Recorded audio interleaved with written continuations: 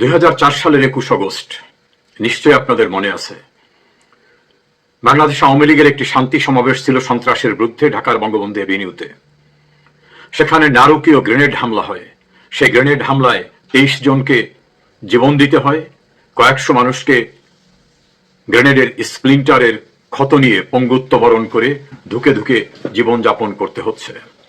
সেদিন টার্গেট ছিল তৎকালীন বিরোধী দলীয় নেত্রী সাবেক প্রধানমন্ত্রী শেখ হাসিনাকে, তার রাজনৈতিক সহকর্মী সহ সকলকে পৃথিবী থেকে বিদায় করে দেওয়ার জন্য, একেবারে বিনাশ করার জন্য।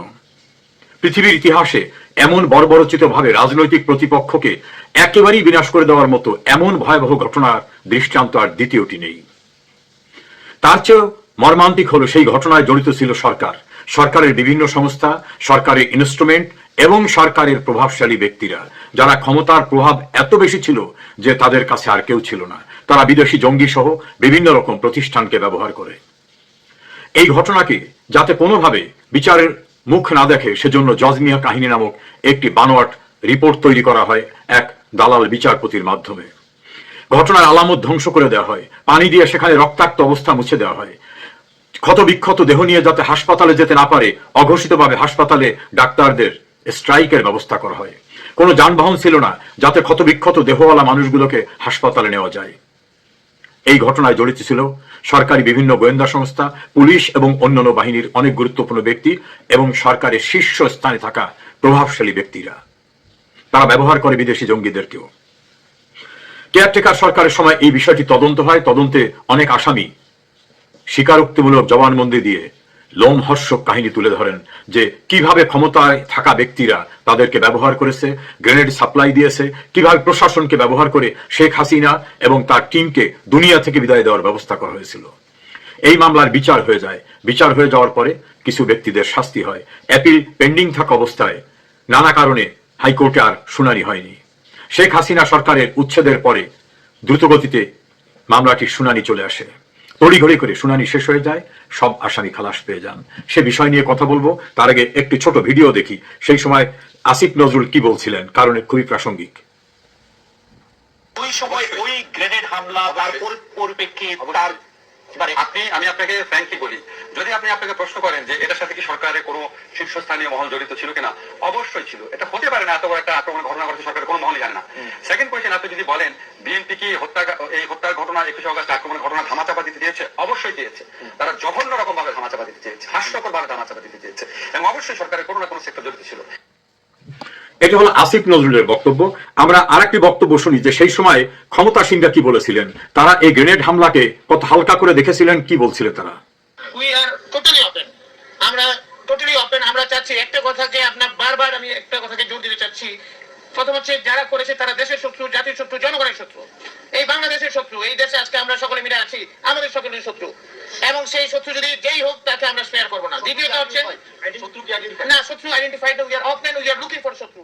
এগুলো কোনো ক্ষতই না, এটা জাতির দুর্ঘটনা। এরকম জাতির জীবনে বহু দুর্ঘটনা ঘটে, পৃথিবীর বহু দেশে এরকম বহু দুর্ঘটনা আছে। এটা নিয়ে কোনো জাতি সারা জীবন কান্নাকাটা করে, এগুলো কোনো বিষয়ই না। এখন বর্তমান প্রেক্ষাপটে দাঁড়ায় ওগুলো কোনো বিষয়বস্তুই না। ডক্টর মোশাররফ হোসেন, বিএনপির স্ট্যান্ডিং কমিটির মেম্বার, তিনি বলছেন যে এটা একটা দুর্ঘটনা, এটা কোনো ক্ষতই না, এটা কোনো বিষয়ই না। আর আসিফ নজরুল বলছেন যে এর দায় বিএনপি এড়াতে পারে না, অবশ্যই বিএনপিকে দায় নিতে হবে। আর বাস্তবতা কি হলো, আসিফ নজরুল যখন আইন উপদেষ্টা হিসেবে দায়িত্ব নিলেন, তারপরে তড়িঘড়ি করে সব আসামি খালাস হয়ে গেল।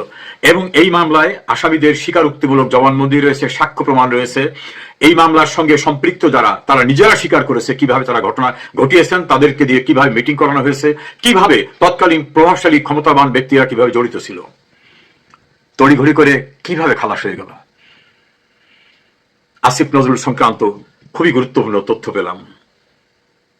কিভাবে তিনি প্রলোভন দেখিয়ে বিচার ব্যবস্থাকে প্রভাবিত করে আওয়ামী বিরোধী শিবিরের কৃপা অর্জনের জন্য এত বড় নির্মম মর্মান্তিক বর্বরচিত ঘটনার সকল আসামিকে খালাস হয়ে যাওয়ার প্রক্রিয়ায় ভূমিকা রাখলেন, সে তথ্য পেয়েছি। আসিফ নজরুল দিন কাহারও সমান নাহি যায়, বয়সে আমার চেয়ে অনেক কম তিনি। গণমাধ্যমে বিভিন্ন সময় কথা বলেছি, একত্রে চলাফেরা করেছি, তার সৌজন্যবোধ থেকে কখনো ঘাটতি দেখিনি। কিন্তু আমাকে অনেকে মনে করিয়ে দিল যুদ্ধাপরাধীদের বিচারের জন্য যে গণ আদালত হয়েছিল সেই প্রক্রিয়ায় আসিফ নজরুল জড়িত ছিলেন। তিনি মাওলানা দিলওয়ার হোসেন সাঈদীর বিরুদ্ধে বড় আর্টিকেল লিখেছিলেন।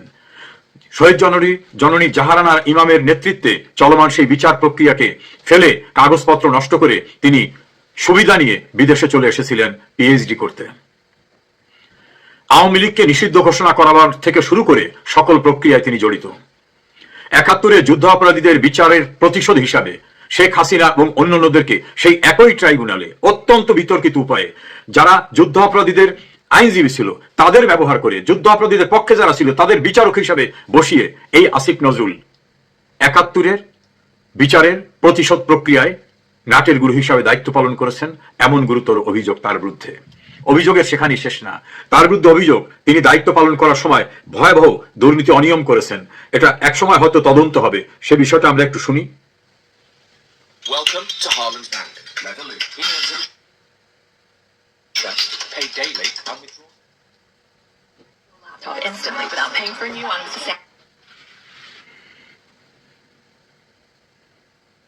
And just extreme bit drive. সাবেক আইন উপদেষ্টা আসিফ নজরুলের বিরুদ্ধে এবার শত কোটি টাকা দুর্নীতির অভিযোগ উঠেছে। সারা দেশে জমি কেনা বেচার কাজে তদারকিতে থাকা কর্মকর্তাদের বদলি বাণিজ্য করে এই বিশাল অঙ্কের অর্থ হাতিয়ে নেওয়ার দাবি উঠেছে। যেই লেনদেনে আসিফ নজরুল ও তার সঙ্গে তার সহকারী নাম উঠে এসেছে, এমন অভিযোগ করেন সুপ্রিম কোর্টের আইনজীবী ব্যারিস্টার এম সরওয়ার হোসেন। বুধবার দুর্নীতি দমন কমিশনের কার্যালয়ে ব্যারিস্টার এম সরওয়ার হোসেন আসিফ নজরুলের নামে অভিযোগের আবেদন জমা দেন। আবেদনের সঙ্গে একটি জাতীয় দৈনিকে প্রকাশিত ৮ মাসে সাব রেজিস্ট্রার বদলিতে ঘুষ লেনদেন ১০০ কোটি শিরোনামের প্রতিবেদন সংযুক্ত করা হয়েছে। অভিযোগে জানা যায়, গত ৮ মাসে জমি নিবন্ধন অধিদপ্তরের ৪০৩ জন কর্মকর্তার মধ্যে ২৮২ জনকেই বদলি করা হয়েছে। দাবি করা হয়েছে এই ২৮২ জনের মধ্যে প্রায় ২০০ জন তাদের পছন্দের কর্মস্থলে যেতে মোটা। এরকম অসংখ্য রিপোর্ট তার বিরুদ্ধে এসেছে। আমি সেইটাকে খুব গুরুত্ব দিচ্ছি না। আমি যে বিষয়টা নিয়ে মূলত কথা বলছি, ২১শে আগস্টের সেই মর্মান্তিক ভয়াবহ ঘটনা, যেটায় রাজনীতিতে সরাসরি দুইটা বিভাজন করে দেওয়া হলো এবং একটি পক্ষকে একেবারেই বিনাশ করার জন্য রাষ্ট্রীয় পৃষ্ঠপোষকতায় রাষ্ট্রীয় ইনস্ট্রুমেন্ট, রাষ্ট্রীয় বাহিনী এবং রাষ্ট্রীয় বিভিন্ন অর্গান ব্যবহার করে হামলা করা হয়েছিল। সেই ঘটনার দায় আসিফ নজরুল গণমাধ্যমে বলছিলেন বিএনপি এড়াতে পারে না, বিএনপির প্রভাবশালীরা এড়াতে পারে না। আর সেই আসিফ নজরুলই প্রভাব বিস্তার করে সকল আসামিকে খালাস করিয়ে দেওয়ার ঘটনা ঘটিয়েছেন এবং সেক্ষেত্রেও তার দুর্নীতি অনিয়মের গুরুতর অভিযোগ উঠেছে। এত বড় বর্বরচিত মর্মান্তিক নারকীয় ঘটনাকে তিনি ধ্বংস করার চেষ্টায় জড়িত, এমন গুরুতর অভিযোগের তদন্ত টুডে অর টুমরো অবশ্যই হবে। যে যুদ্ধাপরাধীদের বিচারের জন্য গণ আদালত প্রক্রিয়ায় তিনি জড়িত ছিলেন, সেই যুদ্ধাপরাধীদের বিচার কেন করা হলো তার প্রতিশোধ হিসাবে যারা বিচারে ব্যারিস্টার রিজাউল করিমের গুরুত্বপূর্ণ বিশ্লেষণ। সম্পূর্ণরূপে সাজানো বানোয়াট বিচার করে ফাঁসি রায় দেওয়ার মতো ঘটনার কুশীলব আসিফ নজরুল। একই অঙ্গে তার এত রূপ। একদিন সব প্রশ্নের মুখোমুখি হতে হবে আসিফ নজরুলকে।